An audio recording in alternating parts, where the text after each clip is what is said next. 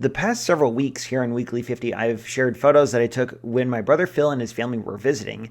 And he brought my old D750 camera with him that I'm letting him borrow basically indefinitely, and a macro lens that he has, a 105 millimeter Tokina, I believe. I could be wrong about that. So, Phil, if you're listening to this, please feel free to correct me if I'm wrong. And one of the best parts about that trip, photographically speaking, was all of the normal everyday things around me that Phil helped me see with new eyes. And this flower here is like a pestilence upon Oklahoma lawns. This is a henbit weed, and it's all over lawns. People spray their lawns here every spring with like nasty chemicals to get rid of henbit and other weeds. And my wife and I don't do any of that. I think one year we put like some sort of weirdo natural chemical. Our kids are out in the yard all the time.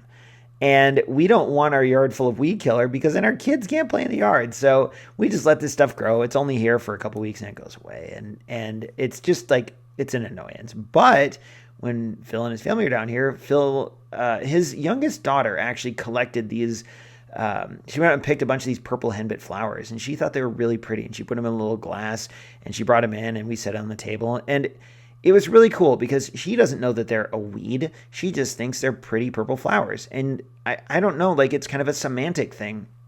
It's like that old adage, one man's trash is another man's treasure. Well, one person's weed is another person's flower. So just because these things are all over on lawns and people don't like them doesn't mean that they're not a cool thing to photograph. And one of the best times of day to photograph something like this is, of course, when it's early morning or late in the evening, when the sun is low on the horizon and you get cool backlighting. And so this was the last night that my brother and his family were here, and we're walking around in the yard. This might have even been in my neighbor's yard. I don't quite remember. But anyway, this is right next to our house. And Phil saw these flowers and he's like, hey, I should get a picture of these. And I was like, oh man, henbit, nobody wants to take a picture of that. Wait a second. Maybe I should try that instead of just dismissing it out of hand. And sure enough, I got one of my favorite macro shots I've taken in a while.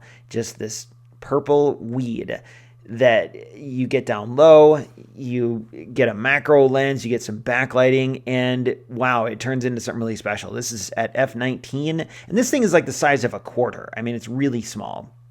So you need a macro lens for a shot like this. f/19, 1/250th of a second, ISO 1000. And the important thing here is the angle at which you look at this. If you're too low, then you look up into the sun. If you're too high, you don't really get the backlighting effect. And I'm not saying that this is just right, but I tried a couple different angles for this, and this one happened to work out pretty well. So, Phil, again, if you're listening to this, thank you. I appreciate you helping me to see my own house and my own yard from a new perspective. And really enjoy taking macro shots with you and just talking about photo stuff in general with you. And to anyone else who's watching this or listening to this, thank you. I hope you've enjoyed this little series of macro shots with Phil that I have been taking, and we'll see what happens next week.